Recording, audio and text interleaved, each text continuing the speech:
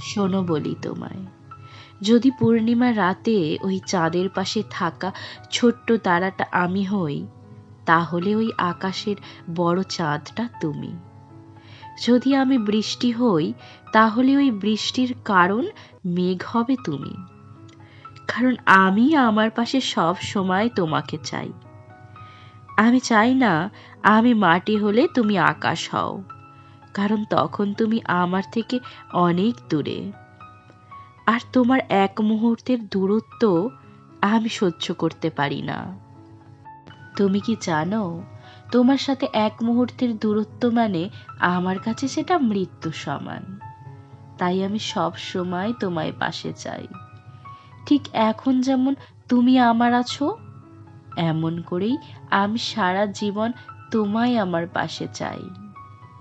শুধু তুমি সারা জীবন আমার পাশে থেকে যেও, আর কিচ্ছুটি লাগবে না আমার।